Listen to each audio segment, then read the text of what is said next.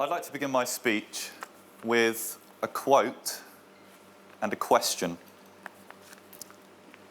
In 1997, Tony Blair envisioned an education system for this country so good, so attractive, that parents choose to put behind us the educational apartheid of the past, private and state.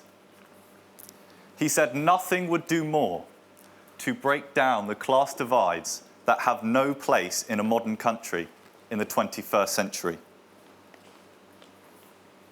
My question then is, during his 10 years as Prime Minister, did he achieve this goal?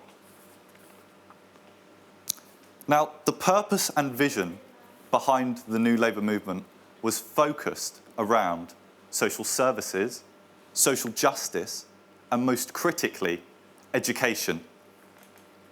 Promises were made on class sizes, investment, and training of new teachers, all with the purpose to build Britain up as a social democracy, modern and appropriately structured for the 21st century. Now, there is no disregarding the optimism which embodied much of New Labour's claims for a new Britain. However, it is despite the attempts by New Labour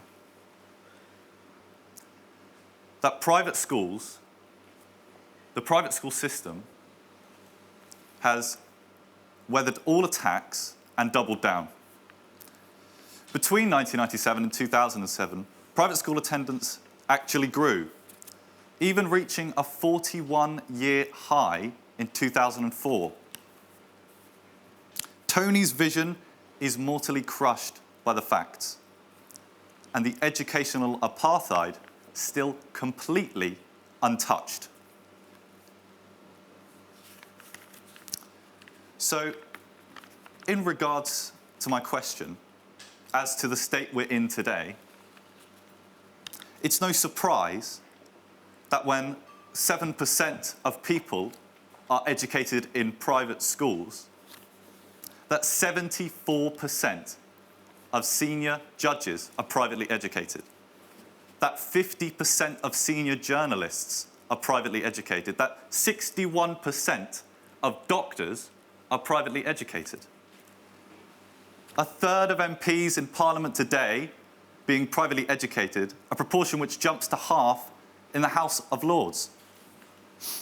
It's no surprise that overrepresentation of this kind exists in CEOs, in newspapers, newspaper columnists, diplomats, BBC executives, chief constables, pop stars, permanent secretaries, the richest 1,000 Britons.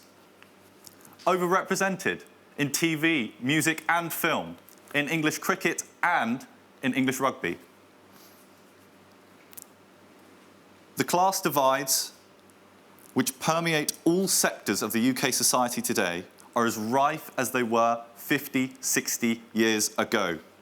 And the very people whose job ought to be to change things have themselves a stake in this programme of foundational inequality.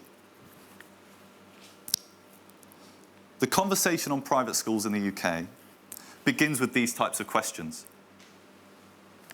The questions that challenge and expose the status quo for what it is. An affront to the values we present ourselves to uphold. It is now that as a country, we must reaffirm those most vital principles of justice, of equality, and of fairness, to do right by the wrongs of the past and to end the plague of class divide in our society. Education is the first step in attaining that goal, and it is the final step in achieving a truly egalitarian society. Thank you.